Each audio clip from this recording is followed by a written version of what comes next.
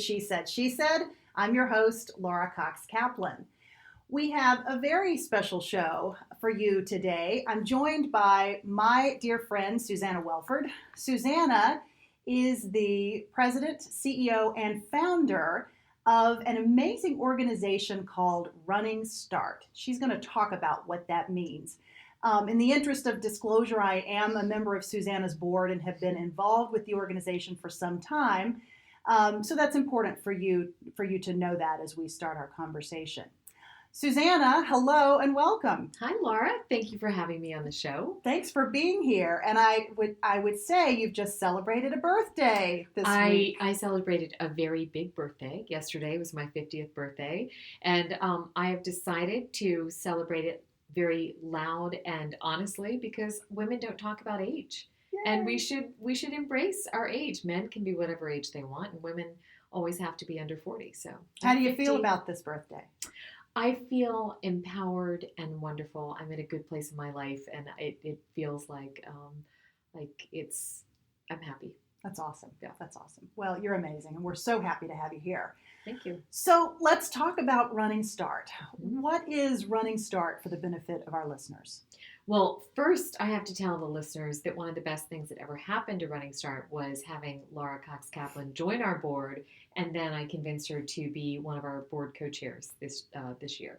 So that was wonderful for us. So Running Start You're nice is to say that. Well, no, it's totally true. Anybody who knows you knows that that's true. You're very sweet. So Running Start it really came out of this idea that there are not enough women running for office. And in order to get more women to run, we really needed to go back to basics and think, all right, what holds women back? What are the things that make women think that politics is not a place that is appropriate for them or where their gifts might be used well? And so back in 2007, well, I suppose it was 2006, I was taking a walk one day and thinking, what could we do to really start looking at this problem in a different lens? And I decided, let's talk to high school and college age women about what politics means, what elected office really is, what you can do in those positions, and hope that we can, by talking to them about this at an early age, really change how they feel about this so that running for office becomes something they would consider. Was there a moment that really crystallized the need for this in your mind? Because there are lots of different ways that you can tackle the problem of not having enough women in office, right? Yeah. So what was it about this particular idea that resonated with you? Because quite frankly, the idea of empowering women at such a young age to think about elected office, not so much leadership, but the elected office piece, is pretty unique. Right, that's one of the things that has always resonated with me about Running Start. So why? This was 12 years ago. No, I mean, I think maybe at the time I didn't know this, but now I really think a lot of the reason that I chose this particular path was very personal. I think that I looked at myself and I thought, what's holding me back from considering ever running for office or stepping into a leadership position? What's held me back in my life? And so much of it are things that aren't real. They're things like confidence or feeling like I'm not the best person for the job or that somebody else is going to know much more than I know. And when I thought about that and then looked at all of the other amazing women who I know who are so accomplished and that they felt many of the same things, it was like a light bulb went off. And I thought, if somebody had told me and been very convincing at a young age that I was not unique in feeling this way, that everybody feels this way, especially women feel this way, and if they'd been convincing at a young age, it really might have changed the way I thought about things. I might have been able to, probably I still would have had those negative thoughts that I didn't have what it takes, but I'd be able to look at that thought in a different context and say, I know you think that and you're feeling insecure about this, but the truth is a lot of women feel that way, and you actually would be great at doing this. And so that's what we do at Running Start. We really, we take the insecurities that I've experienced in my life and seen with the women I know and brought it to high school age girls where we can really work on their psychology of what they think of themselves. Mm-hmm. And it's working so beautifully, Laura. It's really amazing how impactful you can be in changing their whole trajectory in life. One of the things that I find, frankly, so surprising is that you've been doing this for 12 years, right? Mm-hmm. And we know a lot more about the types of roadblocks or challenges or things that women in particular tend to put in their own path. Right. But you're still seeing this with the young women going through this program. Or I guess I should rephrase the question. Oh, how, I get it. How have they changed? Or how are the young women who are entering the program today different than they were 10, 11, 12 years ago? So, I wish that I could say that we have learned something in these 12 years, we as a culture, as a society.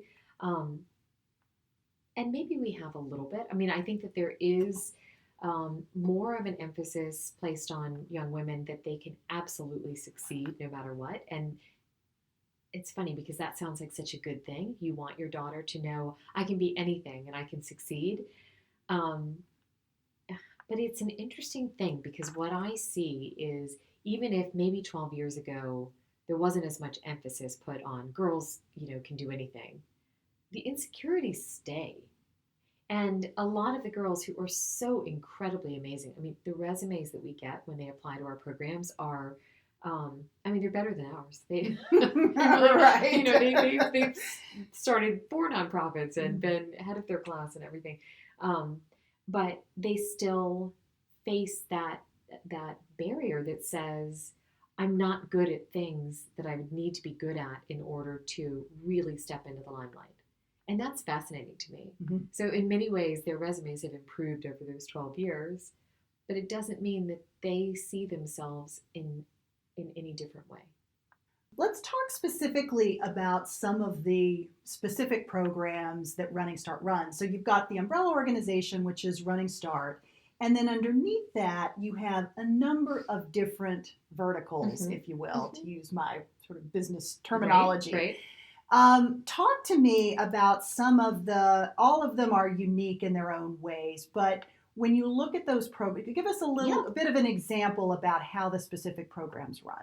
Yeah, so we have 3 main programs, and in those programs we have high school, and then we have 2 college programs. And the second college program is really for women who are just about to graduate college, and maybe they've already graduated and they're moving on to their professional life. And the interesting thing about all of these 3 programs is we do the same training, even if, so the high school program is 7 days, and it's very, very intensive. Our elect-her program that we do for women who are in college is 4 hours. The curriculum's the same, whether we condense it or not, and the message that they're getting from us tends to be very, very similar. So even though we have these 3 separate programs for the different age range, it's a very similar message, and they come out of it hopefully feeling empowered, confident, and understanding how much they're needed. I mean, that's really the big thing that we want them to walk away with. Can you give us a few examples of the curriculum and what makes up the curriculum? Yeah, so I'll tell you, I think it's so interesting, having done this for so long, having trained, done literally thousands of these trainings, there's magic to it that I don't even exactly understand. And I think that's something that will probably always puzzle me, is that we do this thing. It seems so simple, Laura. I mean, because you've done them. But it really, really works. So I'll give you just 2 examples. In every program that we do, we make them come up with a message. So what is their purpose? What do they care about more than anything else? And many of them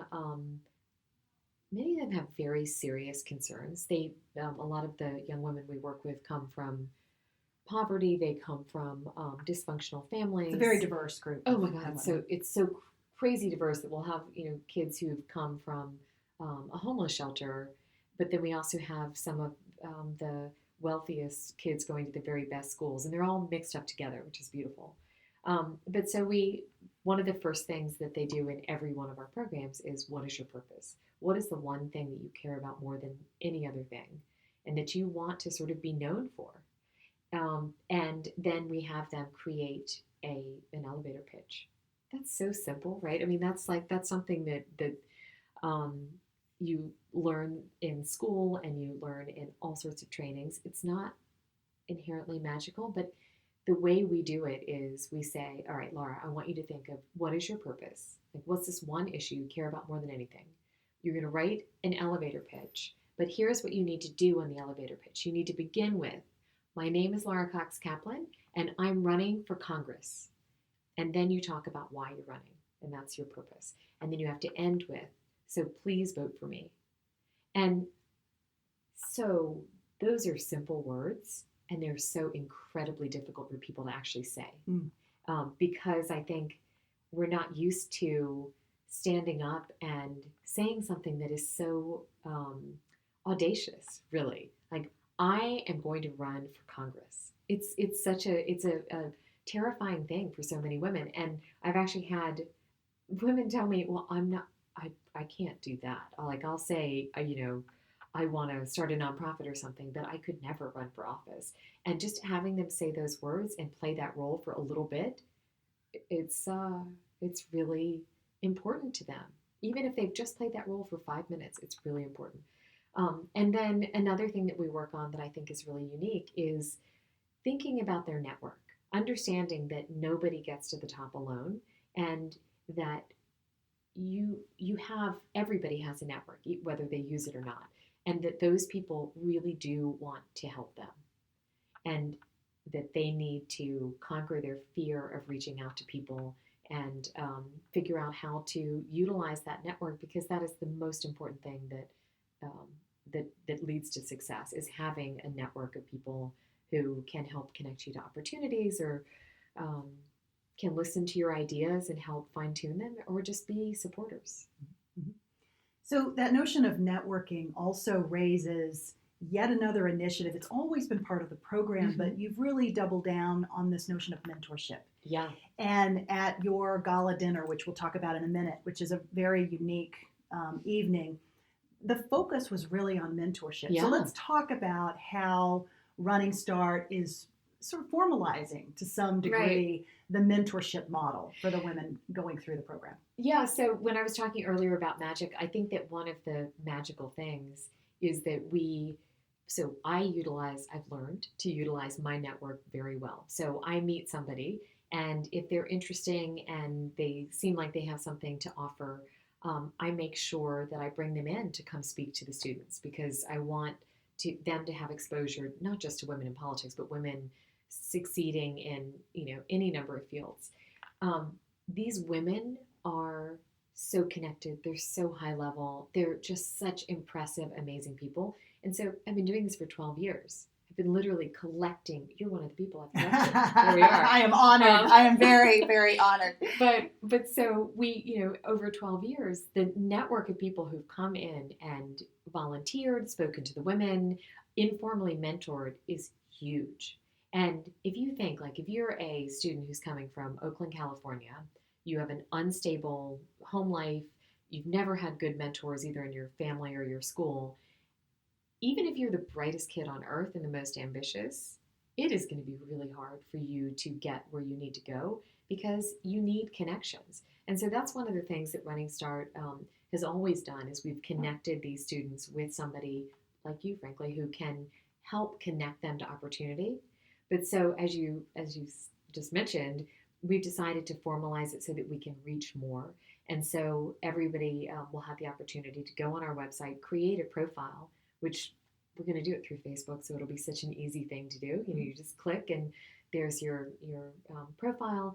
And then so for example, you can be a mentor for people, but then you actually have the opportunity to also be a mentee if you felt like it.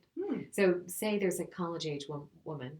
She'd be a fantastic mentor for a high school or a middle school student. But she also would probably love to be your mentee.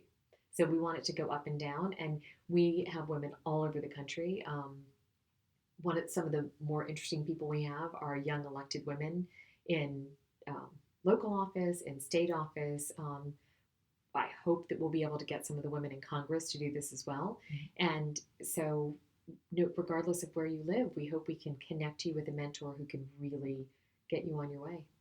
The investment in young women and getting them to identify as potential future elected leaders is a long-term proposition, right? Yeah. You would be the first to acknowledge that, right? Right. 12 years in, but you are beginning to see young women actually seek not just local offices, but actually state and federal offices. So talk a little bit about the success stories that you've had. Yeah, I mean, I'll tell you one of my favorite success stories is this woman, Avery Bourne, who was a state legislator in Illinois. She was she was appointed to office when she was 22. She sought that appointment the year after she left our Star Fellowship program.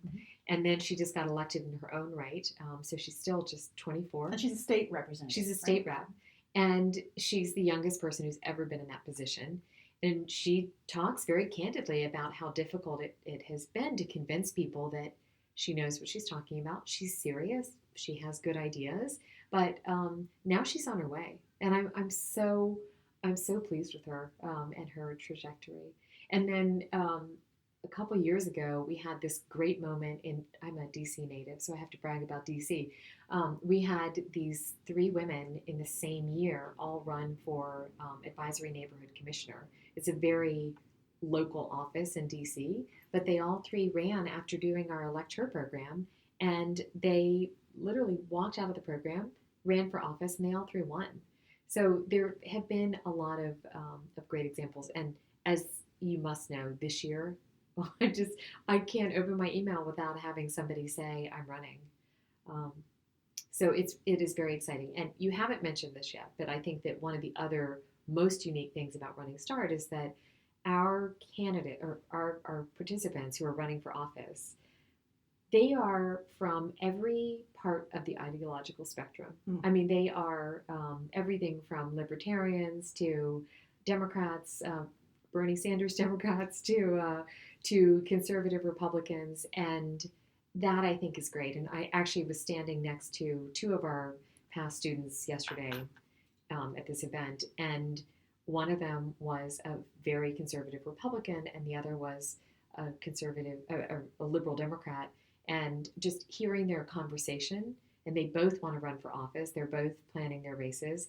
They're great friends. They're talking to me about it. I mean, that's what politics should be, and almost never is in America. But that's one of the things that we're trying to really foster. How difficult is that? Right, we should acknowledge that you we should acknowledge this. Yes. You yourself identify as a Democrat. Right. I identify as a Republican. We are great friends and get great value from the diversity of perspective that you and I bring both to our friendship as well as to the organization. Right. But let's talk about how is that difficult for you personally, right? You do have a particular political ideology that's personal to you. So why is the right answer to run an organization that is bipartisan? Talk to me about why that matters. So that's one of the things I feel the most strongly about. And I have a lot of Democratic credentials on my resume, and I really am a real Democrat, However, I look at the way politics is working right now, where we're vilifying the other side, and it's nothing is working. I mean, things are at such a standstill, and so that's part of my grand plan. Is we're not just training young women to get into politics and do politics as usual. We're hopefully training them to become really good leaders, where they will understand the importance of respecting the other side. And I think that when I think of our relationship, I think that that's, you respect me, hopefully. Yeah, of course. Really respect you. And so even though we don't always agree on issues, I know that the things that you're saying, your points of view come from something that you really deeply believe. And so I'm going to listen to it with respect. And so that is what we talk to our students about. And we have had uncomfortable situations where we have roomed our Start Fellowship program, we actually have a house for them, and the students live together for a semester. How many are there, Susannah? Right now there's 7, Okay. but I'll tell you our grand plan is that in the next few years we want to grow that to have a young woman in every female member of Congress's office. That would be great. And to viewers or listeners who may not know that, that's right now, that's, if you include the delegates, that's 109. So we want to go from 7 to 109, but we know that we can do that. So they live together, and sometimes we'll room a Democrat with a Republican, and they'll call us the first night like, I cannot room with her. This will never work. Like, she just put up a pro-life poster, and I'm not pro-life. But the thing that we've learned is it always works out in the end. If you are approaching them with a message of, look, you got to find common ground. We all are in this together. We all are fighting for the same goal. So figure it out. Mm-hmm. And then, strangely, they do. I mean, we've never had a case where somebody has just, absolutely been like, well, I'm not going to talk to her because I don't believe in what she believes in. How do you coach them to really engage and develop a connection with somebody who has very different views politically and ideology potentially, and who also may come, who may be diverse from a socioeconomic standpoint, as well as having a different point of view politically. So how do you coach the young women to develop these relationships, recognizing that they come to the conversation from different perspectives? Yeah, but so I think it really is about the tone that we set. And so in each of our programs, we talk about how they're all there for the same reason. We have got to get more women into leadership positions, and politics is the ultimate goal because you have the most power in politics.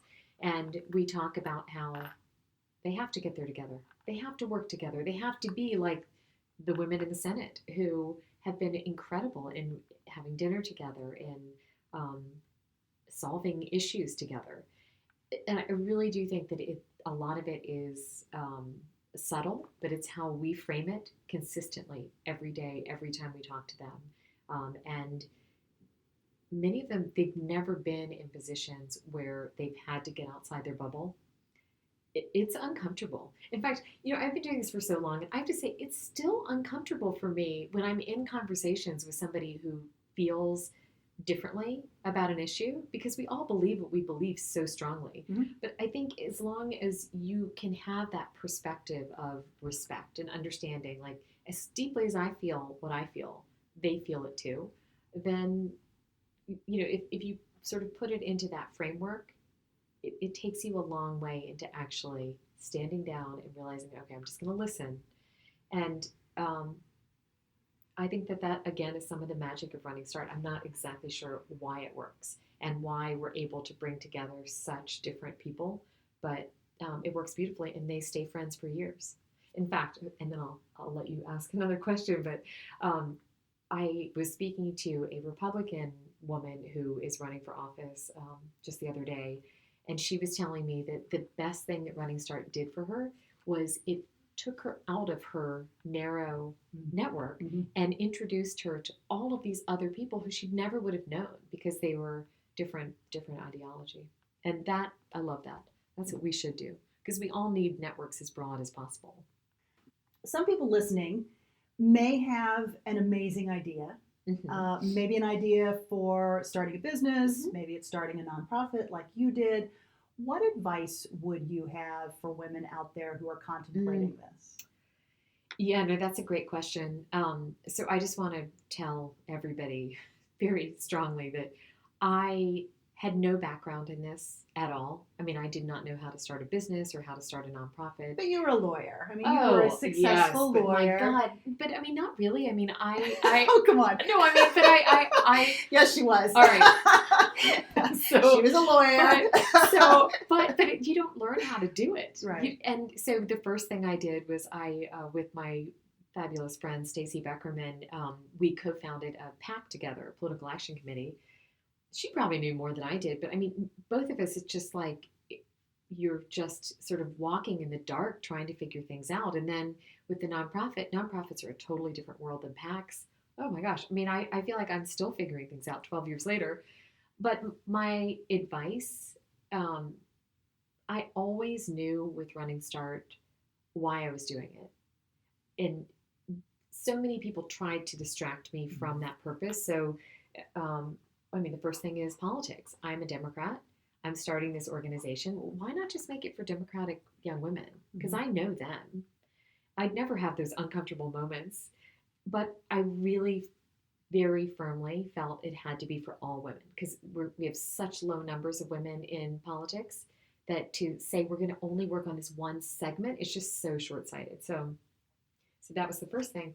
And then the second thing that I promise I get this all the time still today is why do you need to talk to the women about politics? Why not just teach them about leadership? And there have been leadership programs for women forever, but for some reason, politics is not included in so many of those programs because I think they think politics is this unsavory realm where why would women are too smart to get involved in politics. And the truth is the people who are in politics, they are the top leaders. They are the top word in how our society works, in the laws that affect our lives. And if we don't have women there, our views will never be represented the same way. And so I think I literally, especially in the early days, would wake up every morning thinking, does this still make sense to me? And it did. And knowing exactly what my mission was and holding tight to that, I think that took me further than anything else. Mm-hmm. So is it fair to say that you were a little scared, a little fearful in those early days? Oh, and yeah. What was it that was it just simply the ability to answer that question of why that enabled you to overcome that fear, or what was it that helped you continue to persevere? I feel like there's probably a better story here, but the truth is, it really was. So in the beginning, I would say that the thing that I did wrong absolutely was I didn't ask for help nearly as much. I mean, when I say I didn't know what I was doing, I didn't know what you needed to do to set up a nonprofit. And so I would have, oh my gosh, it would have been so much easier if I had sought help, asked people, said, look, I don't exactly understand how this works. Can you help me? I mean, clearly I must have done some of it, but I didn't do it as much as I should have. Why? I mean, because I was scared. Because I was scared of people thinking, oh, what is she even thinking doing this thing? She doesn't even know how to start a nonprofit. She doesn't even understand this part of it. And admitting what I didn't know would have been really smart. I think. Why is that so hard for us? I mean, this God. is a very common thing. I suffer from it, always have. I think at this point, you're hitting this big birthday. I'm right behind you.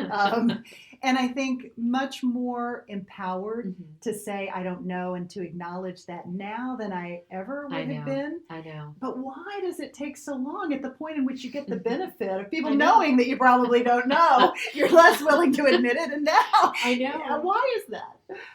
So I think that women are still, we're not the natural leaders that people expect. Like we for millennia have had a leader who looked a certain way. He was masculine. He was usually a certain age, and women are still trying to find our way in leadership. We're still trying to figure out what we look like, how we lead, what we say.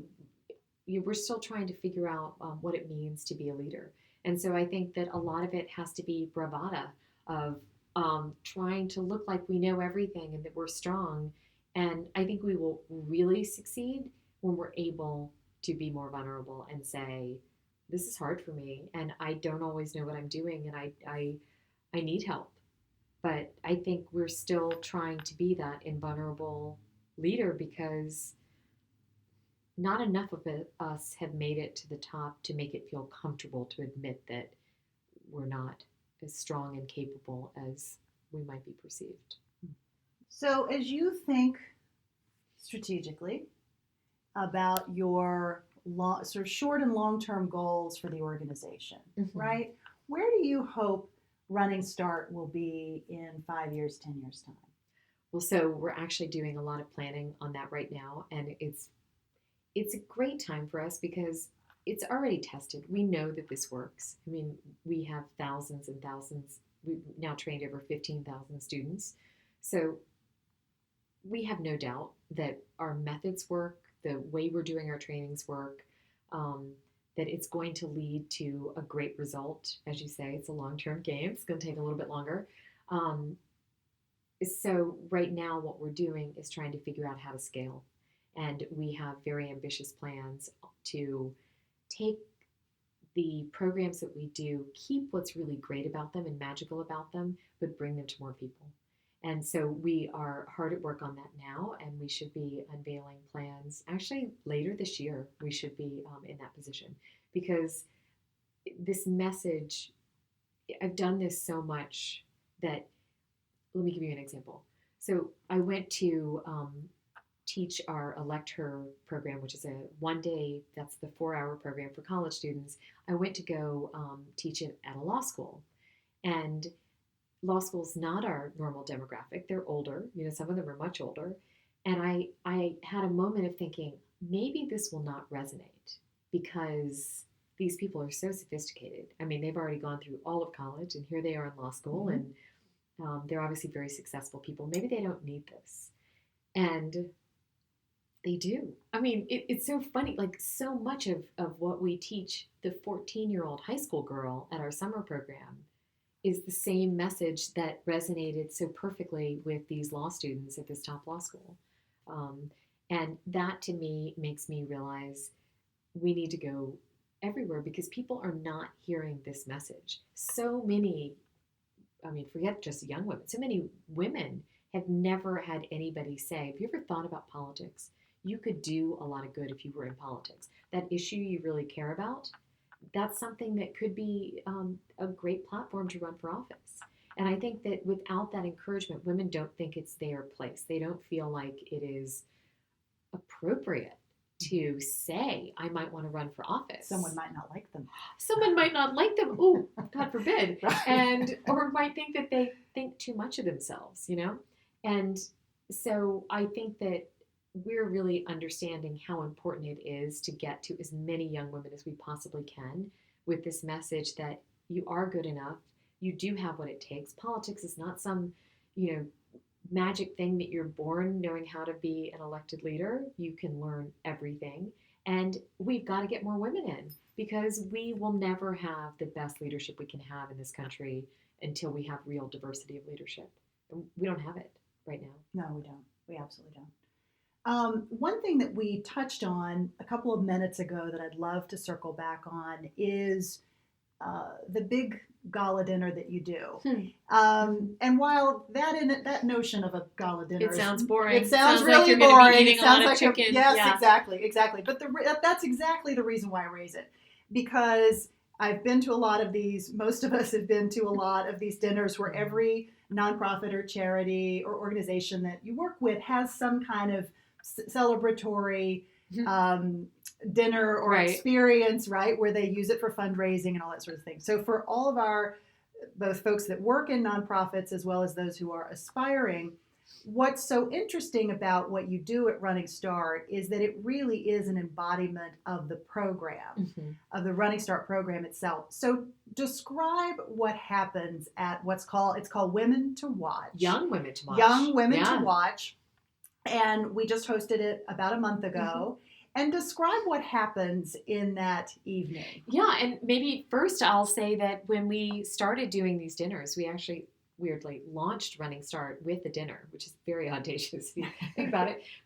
But we thought what we would do is we'd find the best and brightest women in the community to bring in. So people like the DC Mayor Muriel Bowser or Erin Burnett, fabulous on-air personality, and we would bring people like that and we would honor them. And people did like that because they got to see interesting people. But what we realized over the years is that people would leave our dinner knowing everything about Muriel Bowser, the mayor of DC, or Erin Burnett, but they wouldn't really know anything about Running Start. So what we have morphed it into now is a real celebration of the young women who we've trained, because, I know I'm a little bit biased in saying this, but they're so remarkable. They are if you ever feel bad about the young generation, you need to come to one of our dinners or come to one of our networking programs, because they are incredible people who are really looking at how they can use their lives to change the world. And they never cease to impress me. And so now they're the focus of the dinner. So we do actually a contest in the months leading up. It's a campaign simulation.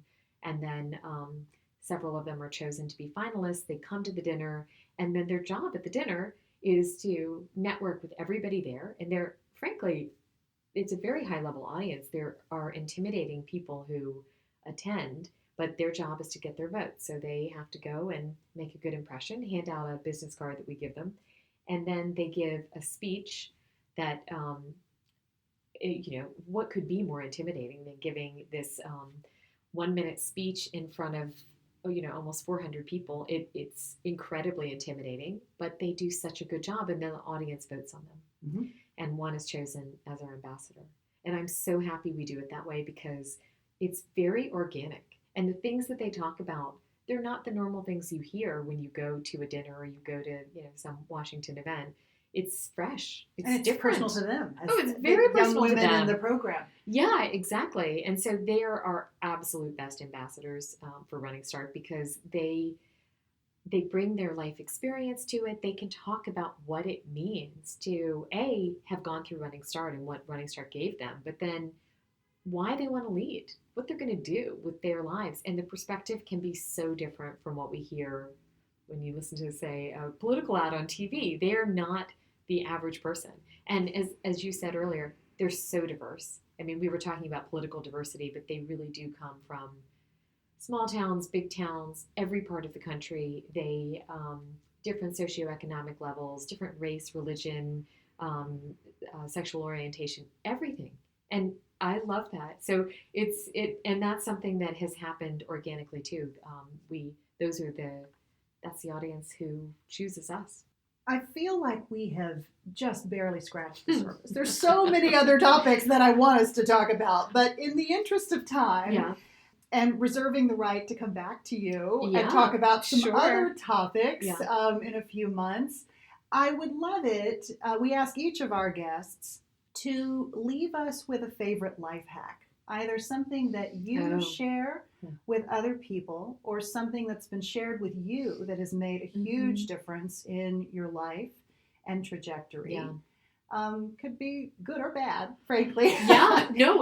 It's funny because something pops to mind immediately, which is that throughout my life, people have tried to tell me I should accept an opportunity. Like when you're offered an opportunity, there frequently are a lot of people who will come up to you and say, you need to do this thing. And it's nice to have encouragement, but I have found the most valuable thing is that I always end up relying on myself to make those really big decisions about which direction my life is going to go. And I'm an introvert, and I really understand how important it is for me to weigh big decisions in the light of what I need in order to be happy and comfortable and to stay sane. So I make a lot of decisions about, even if it's something as little as flying to California for a speech, I will say no to things. Maybe we should just define it as I've learned how to say no to things that I know might look good on my resume, but are not ultimately going to make me happy because they're too exhausting. So, do you have a process you use? I mean, I think that is incredibly good advice, but it can be very difficult to follow. So, what's the process that you use for knowing what's right for you? So, I talk to everybody and listen to everybody's opinion. Yeah, I get a lot of input because they talk about how with important things you need to have a kitchen cabinet who is advising you. I have a huge kitchen cabinet. You're part of it, and so right back at you. No, but it's so helpful. It is helpful. And with people that you respect and trust, and so. But then at the end of the day, I go home. So I just had a big decision that I had to make, and I listened to everybody. I must have called 15 people about this. And then I went to bed that night and I lay awake for probably 3 hours thinking through everything and trying to really weigh things, weigh what other people said, but then try and figure out, okay, so what do you really think about this? And how is this really going to make you feel? And I think the hardest thing especially for women, is to make sure that you're not making decisions out of fear, that you're not saying no to things because you're afraid of them. And so that's one of the things that I go through in my head. I'm like, okay, so is this because it's genuinely not the right thing, or is it because I'm worried I might not be good at it? And if you have that time to yourself to really think, you can usually figure it out. That's awesome. We're going to leave it there. Okay. Thank you so much. So wonderful to have Thank you. you. I hope that our listeners can tell part of what makes these conversations so special for me, and I hope this comes through in the podcast, is the fact that I'm talking to amazing people who I have had many of whom I've had a close relationship with for many years, Susannah included. And it's really wonderful to have an opportunity to showcase the amazing things that you're doing, how you think about life and how you think about impact and how you think about the why of what you're doing and why that is so important. Is really great, and I hope that comes through. No, well, it's so fun to talk about it. You asked great questions. And can I just tell the listeners, too, that if they are interested in becoming a mentor, they can go to runningstart.org and check out we're about to unveil a brand new website, but they can go and they can sign up for our mentorship program. You know what else we'll do? We'll include that in the show notes. Oh, that's a for good today idea. Good. As well. Okay. So thank you so much. For anyone interested, you can find this episode on iTunes or wherever you listen to podcasts, as well as on our website at www.shesaidshesaidpodcast.com. There will include some additional information about Susannah and Running Start and other elements of the programs that we talked about today. Thanks so much for listening. Thank you. Thank you.